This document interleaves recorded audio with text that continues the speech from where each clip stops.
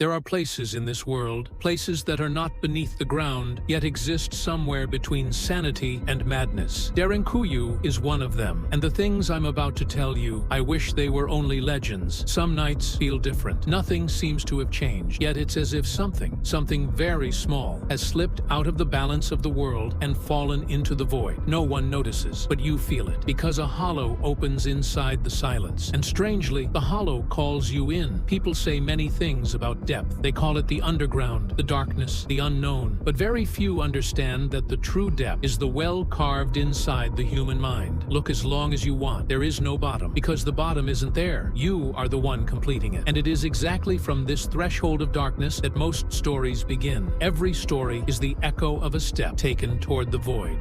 The forgotten side of silence. Darkness doesn't always frighten us. What truly terrifies us is the possibility that the darkness might be watching us back, because you know, somewhere, something sees what you cannot. Some call it intuition, some call it a sign, but no one speaks of the real truth. Human beings do not understand darkness. Darkness does not explain humans. It is a mutual silence, and this silence can be felt most intensely in only a few places, especially deep below. 2. The whisper of ancient stones. They say that long ago, a traveler got lost in the misty valleys of Cappadocia.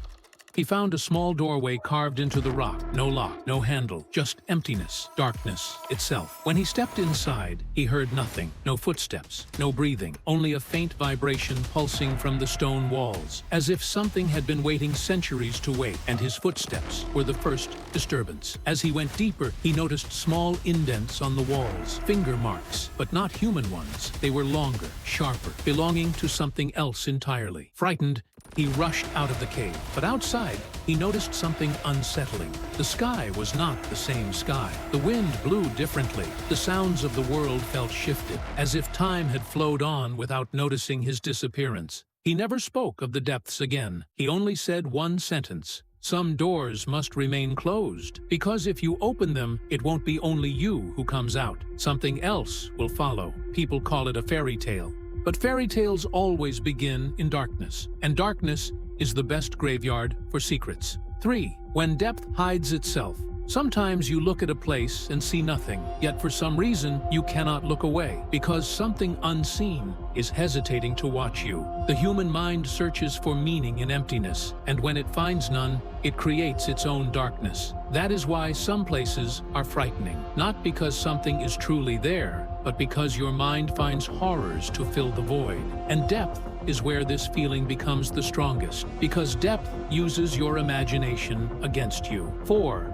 The children who never returned. There is an old tale told in the region. Centuries ago, children playing in the village lost their ball down a crack in the earth. Chasing it, they slipped inside and vanished. The entire village searched for days. No sound, no footprint, no clue. Days later, one child returned, but he did not speak. Ever. Those who saw him said his eyes shone strangely, as if reflecting light from a place far below, as if he had seen something in the dark and could not find the strength to describe it. Even as he grew older, he never spoke. Sometimes, late at night, he would return to that same spot, place his hand on the ground, and stay still. Someone who followed him once said they saw his lips move. "We weren't alone down there," he whispered, "and the ball is still rolling." People say, some sounds don't come from beneath the earth. They come from its memory. 5. The deeper you go, the less human you remain. Depth is not a measure of how far you descend. Some go to the very bottom and never face their own darkness. Some remain on the surface and still hear whispers rising from below. Depth is not a place. It is a test. Some discover it, some disappear into it, and some never return. Because depth doesn't keep anyone by force. It merely wraps those who wish to stay in a nameless silence. 6. The light we cannot see. Another tale tells of a monk who lived alone in a remote chamber of the underground.